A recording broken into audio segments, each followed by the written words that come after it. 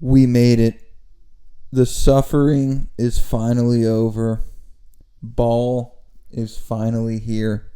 And I can't stress enough how ecstatic I am that not only can I help myself, but I can help bring you financial success, financial freedom and stability through my picks, through my knowledge for the next 6 months. So I'd advise you drop everything in your life and dedicate your life to listening and following my advice word for word. This is where we thrive as a channel and as a society. College football. This is where I know more ball than you or anyone you know. So like I said, sit back and listen to the knowledge that I spew for the next, let's say 190 days. Here's the plan going forward. Every Thursday night, college football preview. Somewhere in between there, either Wednesday or Friday, will be the fucking NFL preview. And then I think probably every Saturday night, late Saturday night, whether I'm fucking hammered, whether I've done a line of coke, and I'm not saying I've never done coke, I'm just going to clear that up, but you never know what this fall could lead to. You never know what I could do after Mizzou beats Bama, say. Like, I may just decide to just snort a line after that. I hope not. I hope it doesn't come to that, but what I'm saying is, if that's the case, I will still bring you a fucking college football reaction every fucking Saturday night. I will find a way.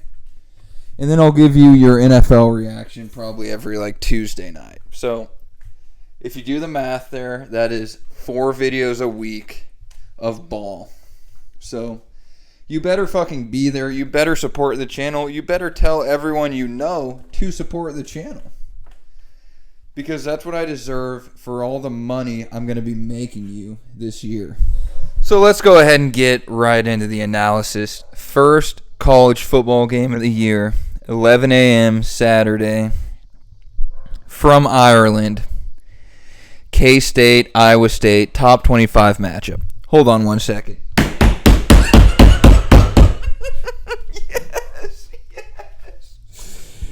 Yes. We fucking made it. K-State -3. Let me tell you all there is to know about this game. K-State is going to try to run it down Iowa State's fucking throat. That's what they do. They got a good O-line. They got fucking Dylan Edwards from Colorado. He was the number 2 guy, number 2 running back last year. Now he's going to be the dude, and he's going to be a fucking monster. Pure explosion, pure athleticism. Avery Johnson is fast as fuck. So they're going to be doing the fucking read option, the fucking... Just a bunch... They're going to try to pound it down their fucking throat. Is Iowa State going to allow that, or are they going to put their foot down? I think Iowa State puts their fucking foot down and says, hey, Avery, you couldn't throw the ball for dick last year. And that's what held K-State back. It's your second year as a starter. Let's see if you can do that this year. Let's see what that arm can do. We're going to fucking load the box and stuff the fucking run and make you beat us. And it's as simple as that, and Avery Johnson will lose the game for K-State with his arm. That is what you got to realize about college football, is people are the most dead wrong in their analysis, is they think guys just turn into different players after a year, after an off season, after a year of experience. No. You might get a little better in some things, but a guy like Avery who has zero fucking accuracy, is not a natural fucking thrower, isn't going to just learn how to throw the rock after an off season. So that's going to be what holds K-State back is, you're going to have these great drives where Avery's making plays, running around. He'll make some good throws. And then, bam, he just threw it 10 feet over a guy's head for a pick 6. And that's all it's going to be. K-State's a better team. They got more dudes. They're going to be dominating the game. It's going to come down to a couple big mistakes by Avery. And Iowa State's just going to put it on a platter, say. We're just going to let him fucking shoot themselves in the face. And they're going to capitalize. And they find a way to win that game. And the winner of this game wins the Big 12. It's as simple as that. Because who the fuck else is going to win the Big 12? Nobody. No one else is on the level of these two teams. And I think this is it counts as a non-conference game anyway, but it's going to set the tone, and whoever wins this wins the conference. So, hammer Iowa State +3. I'm just telling you, Iowa State's going to win outright, but go ahead and take the points just in case a disaster happens and you still get the cover. Iowa State, second game, Fresno State at KU, KU -13. Before I even get into this game, I need to address something. KU Stadium, their new fucking like $400 million stadium, looks like fucking shit. I don't know why you would even do that. Why you'd even make this new stadium if it's going to look this shitty. They made one half of it looks badass. It's brand new. It's like all these nice little seats and shit. 3 different levels. Looks amazing. Half of it just looks like the old fucking stadium still. So when you look at a picture of this full fucking shit, it looks like it is laughably bad. It's pathetic. And these KU fans are trying to hype it up like they have some bad. Oh my God. It is a joke of a stadium and it's a disgrace. But these dumb KU fans are going to be hyped about it. They're going to pack the house, and it's going to be a solid environment. Better than Fresno State's used to playing against. But when we analyze this game, let's first talk about KU. They had a cute last couple of years. All their guys are gone. Who the fuck do they have left to fucking win them games? Nobody. They have fucking nobody of note left on this team. They lost like 30 seniors last year. And they're done. They're dead in the water. They got Jaden Daniels still. He's like 27 now. And he was shitty last year, and he held them back. But I do think he will be slightly better this year. Because, I mean, you can't physically be as bad as you were last year if you're him. You can't physically throw as many picks as you did last year. And he is 27, so you'd think he, could improve slightly. So he'll be better.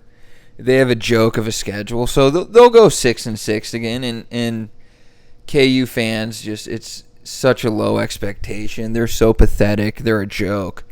They'll be fucking ecstatic about going 6-6 in the shitty Big 12. But in relation to this game, I think KU comes out excited to be in their new stadium, and they're going to come out on fire. What do we know about Fresno State, though? Absolutely nothing. Who are we kidding? If you came to this channel thinking I knew shit about Fresno fucking State, you're delusional and you're an idiot. What the fuck would I know about Fresno? What the fuck does anyone know about Fresno? You think I can name a single fucking player on that squad? Fuck no. Here's what I can tell you about the fucking Bulldogs. I think that's their name. I don't even know if that's their name.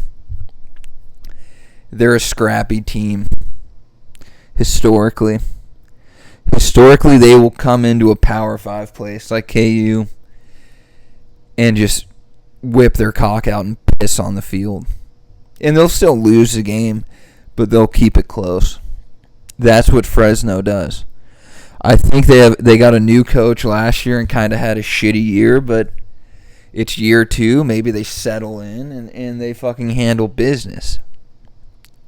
So this is a tough one because I know a weak team, a weak, pathetic, just joke of a program like KU is going to want to come out and make a statement week 1 and puff out their chests and look tough. That's what teams like this do. They're going to pull out every trick in the book to try to make a statement week 1 and convince everyone they're good. So you do have to worry about that. But I'm just going to go Fresno. I'm just going to go Fresno here. And if you thought I was going to break down these other dog shit games, you're a clown. You're an idiot. If you're planning on watching these other games, it's like Hawaii versus Stanford, UNLV versus someone. That, like, you're just wasting your time. That's not real college football. You're just going to find disappointment watching those games. You got this 11 o'clock K-State game. Sit down, kick your feet back for 3 hours, watch some ball. Then you're going to pivot over to the Tour Championship. The final group should be on the back nine by then, afternoon. You're going to watch a little of that for about an hour and a half. And then KU's at 5:30. You're going to watch that one. And then you're going to get a good night's sleep and prepare for next week. Because next week is the true start of ball. And it starts quick. It starts on Thursday. And I'm going to give you my JTB. What can we call this? My JTB.